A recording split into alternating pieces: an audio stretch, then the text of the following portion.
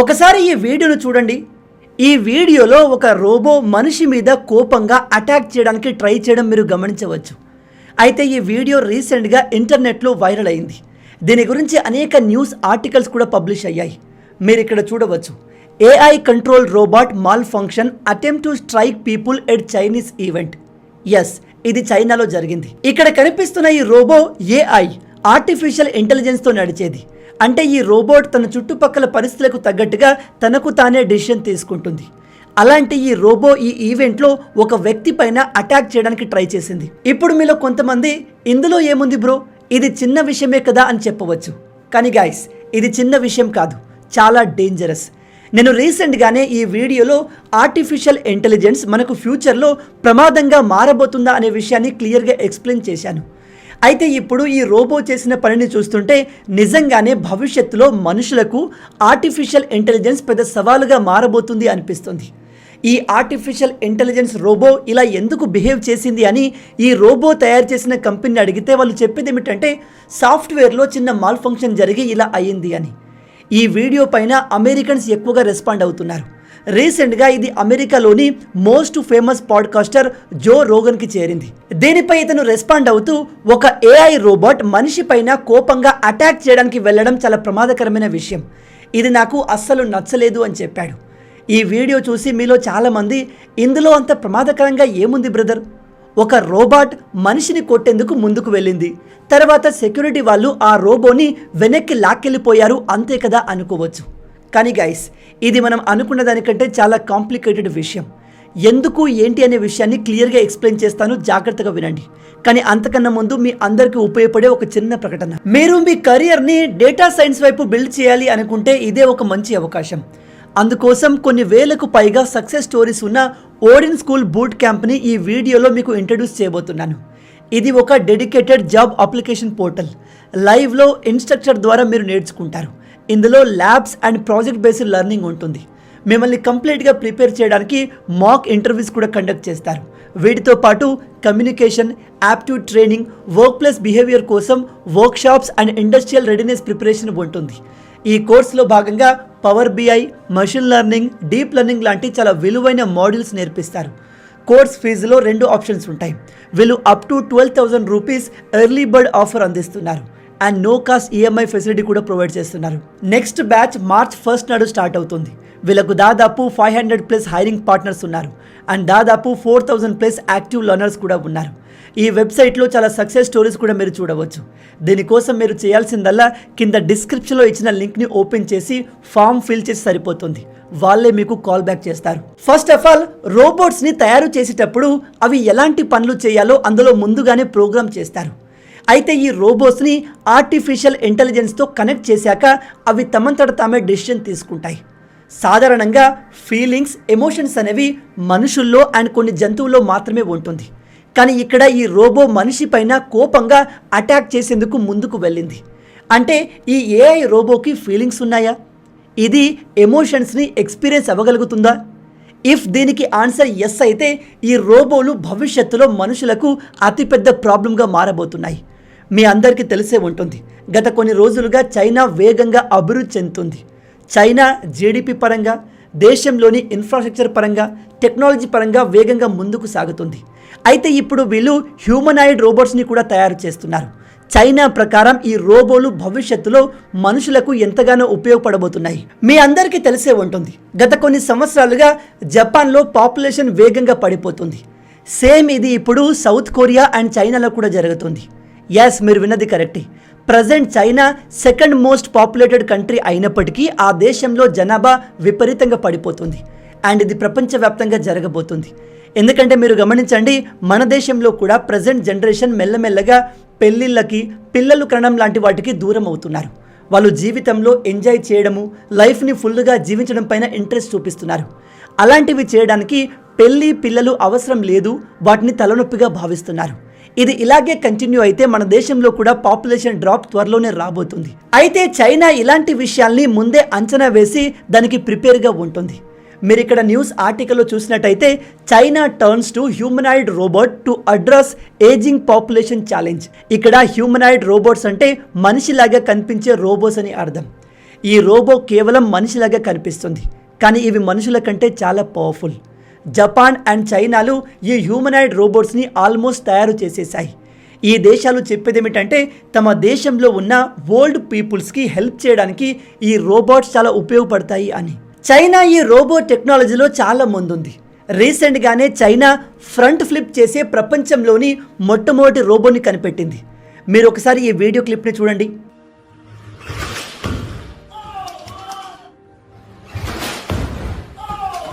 నిజంగా అమేజింగ్ కదూ. China robo టెక్నాలజీలో ప్రపంచంలోనే నంబర్ 1గా మారుతుంది. ఆల్రెడీ టెస్లా కంపెనీ కూడా రోబోట్స్ని తయారు చేసింది, కానీ చైనా టెస్లా కంటే కూడా తక్కువ కాస్ట్లో మాస్ ప్రొడక్షన్ చేయగలదు. ఇప్పుడు మీలో కొంతమందికి డౌట్ రావచ్చు, బ్రదర్ నిజంగానే రోబో టెక్నాలజీ అంతగా అభివృద్ధి చెందిందా? ప్రజెంట్ చైనా టెస్లా తయారు చేస్తున్న రోబోలు నిజంగానే మనుషులకు పర్సనల్ లెవెల్లో హెల్ప్ చేస్తున్నాయా అంటే ఎస్, మనకు తెలియట్లేదు. కానీ ఈ రోబో టెక్నాలజీ ఆల్రెడీ చాలా డెవలప్ అయింది. ఇక్కడ మనం వర్రీ అవ్వాల్సిన ఇంకో విషయం ఏమిటంటే చైనా త్వరలోనే ఇలాంటి రోబోట్స్ని వాళ్ళ మిలిటరీలో యాడ్ చేయబోతుంది. నిజంగా రోబోలు మిలిటరీలోకి వస్తే వేల మంది సైనికుల ప్రాణాలు కాపాడవచ్చు. కానీ ఇలాంటి హైలీ ఇంటెలిజెన్స్ AI రోబోట్స్తో సాధారణ సైనికులు పోరాడలేరు. ఈ ఒక్కో రోబో 100 మంది సైనికులకు సమానం కావచ్చు. కాబట్టి ఈ రోబో టెక్నాలజీలో మనం చైనా కంటే వెనకబడితే భవిష్యత్తులో మనకే ప్రాబ్లం. చైనా ఆర్మీలో రోబోలను తీసుకువస్తే వాళ్ళు వాటిని మొదటగా మన ఇండియా పైనే వాడతారు. కాబట్టి మనం కూడా చైనాకి గట్టి పోటీ ఇవ్వడానికి రెడీగా ఉండాలి. మన ఇండియా కూడా ఇలాంటి టెక్నాలజీ పైన పనిచేస్తే బాగుంటుంది. అయితే ఇక్కడ చైనా ప్రజెంట్ అయితే తమ రోబోలను మిలిటరీలో యాడ్ చేస్తామని కన్ఫర్మ్గా చెప్పలేదు. కానీ వీళ్ళు ఈ రోబోలతో ప్రపంచంలోనే అతిపెద్ద బిజినెస్ని స్టార్ట్ చేయబోతున్నారు. వీటిని వరల్డ్ వైడ్గా ఎక్స్పోర్ట్ చేయబోతున్నారు. ఇప్పటి వరకు ఈ రోబో టెక్నాలజీ విషయంలో అమెరికా టాప్లో ఉండేది, కానీ ఇప్పుడు అమెరికాను తలదన్నేలా చైనా తయారైంది. ఒకవేళ గనక చైనా అమెరికా కంటే ముందు ఈ రోబో టెక్నాలజీని తీసుకువచ్చి వరల్డ్ వైడ్గా రోబోలను ఎక్స్పోర్ట్ చేయగలిగితే వాళ్ళు ఈ టెక్నాలజీలో కింగ్స్గా మారుతారు. కొన్ని రిపోర్ట్స్ ప్రకారం ఆల్రెడీ చైనాలోని కొన్ని కంపెనీలు ఇలాంటి రోబోలను మాస్ ప్రొడక్షన్ చేస్తుంది. చాలామంది నిపుణుల ప్రకారం రాబోయే 5-10 సంవత్సరాల్లోనే ఇదిగో ఇలాంటి రోబోలు మీకు ప్రపంచవ్యాప్తంగా కనిపిస్తాయి. రోబో టెక్నాలజీ వేగంగా అభివృద్ధి చెందుతుంది. ఇలాంటి రోబోలు రాబోయే 5-10 సంవత్సరాల్లో ప్రతి ఇంట్లో ఉండబోతున్నాయి. కానీ ఇక్కడ మేజర్ క్వశ్చన్ ఏమిటంటే ఈ రోబోలు ఎంతవరకు సేఫ్, మనం వీటిని ఎంతవరకు నమ్మవచ్చు? ఇనీషియల్ డేస్లోనే ఇలాంటి రోబో మనుషులపైన దాడి చేయడానికి ట్రై చేసింది. రేపు ఇంకా ఏదైనా జరిగి ఈ రోబోలు మనుషుల్ని ఫ్రెండ్లీగా కాకుండా ఎనిమీగా చూడడం మొదలు పెడితే ఇవి మనుషులపైన దాడి చేస్తాయా? ఇక్కడ మనం బాగా గుర్తుపెట్టుకోవాల్సిన విషయం ఏమిటంటే ఒకవేళ ఈ రోబోలు మనుషులపైన కావాలని దాడి చేస్తే ఆ దాడి నుంచి మనం తప్పించుకోలేము. ఎందుకంటే ఈ రోబోలు ఎంతో పవర్ఫుల్గా ఉంటాయి. వాటి బాడీ మెటల్ అండ్ హార్డ్ ప్లాస్టిక్తో తయారు చేసి ఉంటుంది. వాటితో మనం ఫిజికల్గా పోటీ పడితే మనకే ప్రమాదం. పైగా ఈ రోబోలు ఆర్టిఫిషియల్ ఇంటెలిజెన్స్తో కంట్రోల్ చేయబడతాయి. కాబట్టి వీటిని హ్యాక్ చేయడం కూడా ఈజీ అవ్వచ్చు. ఒకవేళ ఎవరైనా చెడు ఇంటెన్షన్ కలిగిన వాళ్ళు మీ రోబోను హ్యాక్ చేస్తే వాళ్ళు మిమ్మల్ని ఏదైనా చేయవచ్చు. కాబట్టి ఈ రోబో టెక్నాలజీ మనుషులకు చాలా యూస్ఫుల్ అయినప్పటికీ దీనివల్ల ప్రమాదాలు కూడా అంతే లెవెల్లో ఉన్నాయి. అందుకే ఈ రోబోలను భారీగా తయారు చేయకముందే ప్రపంచవ్యాప్తంగా దేశాల మధ్య వీటిని తయారు చేయడం పైన ఒక ప్రాపర్ అండర్స్టాండింగ్ ఉండాలి. వీటిని తయారు చేసేందుకు కొన్ని కామన్ గైడ్లైన్స్ ఉండాలి. ఇక్కడ కనిపిస్తున్న ఈ వ్యక్తి పేరు ఐజాక్ ఆసిమోవ్. ఇతను 1950-60 సమయంలో ఈ రోబోల పైన అనేక నావెల్స్ రాశారు. ఇతను రోబోలను మనం తయారు చేసేటప్పుడు ఖచ్చితంగా వాటిలో ఇంప్లాంట్ చేయాల్సిన, ప్రోగ్రామ్ చేయాల్సిన 3 సూత్రాల గురించి చెప్పారు. ఇవి మనం తయారు చేసే ప్రతి రోబో ప్రోగ్రాంలో ఖచ్చితంగా ఉండాలి. ఇతని ప్రకారం 2050 కల్లా ప్రపంచంలో ప్రతి చోట రోబోట్స్ ఉండబోతున్నాయి. అలాంటప్పుడు వాటిని మనం స్ట్రిక్ట్ గైడ్లైన్స్ ప్రకారమే తయారు చేయాలి. దానికోసం ఇతను ప్రతి రోబో ఫాలో అవ్వాల్సిన 3 లాస్ని తీసుకువచ్చారు. Rule number 1, a robo may not injure a human being or through inaction allow human being to come to harm. అంటే రోబోలు ఎట్టి పరిస్థితుల్లో మనుషులకు హాని చేయకూడదు. రోబోలు ఎటువంటి కండిషన్లో ఉన్నా, అవి ఎటువంటి పరిస్థితుల్లో ఉన్నా మనిషి పైన దాడి చేయకూడదు, మనుషులకు హాని కలిగించకూడదు. Rule number 2, a robo must obey the orders given it by a human being except where such order would conflict with the first law. అంటే రోబోలు ఖచ్చితంగా మనుషులు ఇచ్చిన ఆర్డర్స్ని ఫాలో అవ్వాలి, కానీ ఒకవేళ మనుషుల ఆర్డర్ ఫస్ట్ రూల్ని అతిక్రమించినట్టయితే వాటిని ఫాలో అవ్వాల్సిన అవసరం లేదు. దీని అర్థం, ఒకవేళ మీరు మీ దగ్గర ఉన్న రోబోకి వేరే మనిషిని కొట్టమని చెప్పారే అనుకోండి, రూల్ నెంబర్ 2 ప్రకారం ఈ రోబో మీ ఆర్డర్ని ఫాలో అవ్వాలి. కానీ రూల్ నెంబర్ 1 ప్రకారం ఎట్టి పరిస్థితుల్లో రోబో మనుషులకు హాని చేయకూడదు. కాబట్టి ఇక్కడ మీ ఆర్డర్ని రోబో ఫాలో అవ్వదు. Rule number 3, a robo must protect its own existence as long as such protection does not conflict with first and second law. అంటే రోబోలు తమను తాము క్లిష్ట పరిస్థితుల్లో కాపాడుకోవచ్చు, కానీ ఈ రోబో తనను తాను కాపాడుకోవడానికి ఫస్ట్ అండ్ సెకండ్ లాను ఇగ్నోర్ చేయకూడదు, ఆ లాస్ని ఓవర్ రైడ్ చేయకూడదు. దీన్ని మీకు ఒక ఎగ్జాంపుల్తో ఎక్స్ప్లెయిన్ చేస్తాను. ఒక 5 మనుషులు ఇంకో 5 రోబోలు కలిసి ఒక పెద్ద రోబో పైన దాడి చేస్తున్నారు అనుకుందాం. ఇక్కడ ఈ పెద్ద రోబో తనను తాను కాపాడుకోవడానికి తనపై దాడి చేస్తున్న 5 రోబోల్ని అంతం చేయొచ్చు, కానీ ఈ రోబో మనుషులపైన దాడి చేయకూడదు. ఎందుకంటే ఫస్ట్ లా ప్రకారం రోబో ఎటువంటి పరిస్థితుల్లో ఉన్నా సరే మనుషులపైన దాడి చేయకూడదు అండ్ మనుషుల కమాండ్ని ఫాలో అవ్వాలి. నిజంగా ఈ 3 రూల్స్ని ఇతను ఎంతో ఆలోచించి చాలా బ్రిలియంట్గా రాశారు. అయితే ఇక్కడ చైనాలో జరిగిన ఇన్సిడెంట్లో ఈ రోబో ఈ రూల్స్ని ఫాలో కాలేదు. ఈ రోబో ఎటువంటి రీజన్ లేకుండా మనుషులపైన దాడి చేసేందుకు రెడీ అయింది.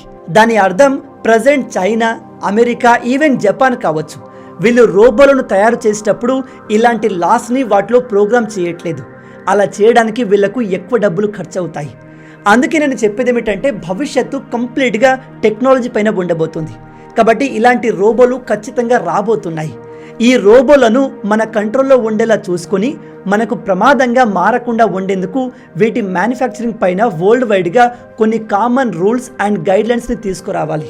కానీ as of now China robo టెక్నాలజీలో చాలా ముందుంది. వాళ్ళు కేవలం డబ్బు కోసం, ప్రాఫిట్స్ కోసమే ఇలాంటి రోబోలను మాస్ ప్రొడక్షన్ చేసి వరల్డ్ వైడ్గా ఎక్స్పోర్ట్ చేయాలని చూస్తున్నారు. ఇప్పటి వరకైతే ఒక రోబో కావాలని మనిషి పైన దాడి చేసి ప్రాణం తీయడం జరగలేదు. కానీ రోబోలతో ఏదైనా ఇన్సిడెంట్ జరిగితే అది భారీ లెవెల్లో ఉండబోతుంది. దురదృష్టం ఏమిటంటే మనుషులు ఏదైనా పెద్ద ప్రమాదం జరిగే వరకు దాని గురించి పెద్దగా ఆలోచించరు. కాబట్టి మనం ఈ ఆర్టిఫిషియల్ ఇంటెలిజెన్స్ రోబోతో వచ్చే ప్రమాదాన్ని ముందే పసిగట్టి దానికి రెడీగా ఉంటే మంచిది. అంతేగాని టెక్నాలజీ అడ్వాన్స్ అయింది కదా అని ఎటువంటి ప్రాపర్ గైడ్లైన్స్ లేకుండా ఇష్టం వచ్చినట్టుగా ఉపయోగించే ప్రయత్నం చేస్తే అది ప్రపంచానికే ప్రమాదంగా మారబోతుంది. ఎందుకంటే ఆర్టిఫిషియల్ ఇంటెలిజెన్స్ అంటే ఏదో మీరు అడిగిన ప్రశ్నలకు సమాధానం చెప్పడం, మీకు నచ్చిన ఫొటోస్ని, వీడియోస్ని జనరేట్ చేయడం మాత్రమే కాదు, ఇది అంతకంటే పవర్ఫుల్. ఈ ఆర్టిఫిషియల్ ఇంటెలిజెన్స్ మనుషులు చేసే ఉద్యోగాల్ని రీప్లేస్ చేస్తుంది. మనుషుల కంటే ఇవి 100 రెట్లు తెలివైనవి, శక్తివంతమైనవి, వేగమైంది. మెల్లమెల్లగా ఇది భూమిపై పూర్తి మనుషుల్ని రీప్లేస్ చేయగల కెపాసిటీ కలిగింది. కాబట్టి ఇంతటి పవర్ఫుల్ టెక్నాలజీని మనం ఎంత రెస్పాన్సిబుల్గా వాడుకుంటే అంత మంచిది. చిన్న మిస్టేక్ జరిగినా అది వినాశనానికి దారితీస్తుంది. దీని గురించి మీరేమనుకుంటున్నారు? భవిష్యత్తులో ఏఐ టెక్నాలజీ మన జీవితాల్ని ఎలా మార్చబోతుంది? చైనాలోని ఈ రోబో మనుషులపైన అంత అగ్రెసివ్గా ఎందుకు వెళ్ళింది? ఈ ఏఐ రోబోస్ కాన్షియస్ అవుతున్నాయా? వీటిలో ఫీలింగ్స్ అండ్ ఎమోషన్స్ డెవలప్ అవుతున్నాయా? ఏఐ రోబోస్తో మన భవిష్యత్తు సేఫ్గా ఉంటుందని మీరు అనుకుంటున్నారా? మీ ఆలోచనల్ని కింద కామెంట్లో చెప్పండి. మొత్తంగా ఇవే ఈ వీడియోకి సంబంధించిన పూర్తి విషయాలు. ఈ వీడియో మీకు నచ్చింది అనుకుంటున్నాను. నచ్చితే అలా ఊరికే చూసి వెళ్ళిపోకుండా వీడియోని లైక్ చేయండి. ఈ వీడియోకి నేను మీకు ఇచ్చే లైక్స్ టార్గెట్ 5000 లైక్స్. చాలా ఈజీ, సింపుల్గా చేసేయండి.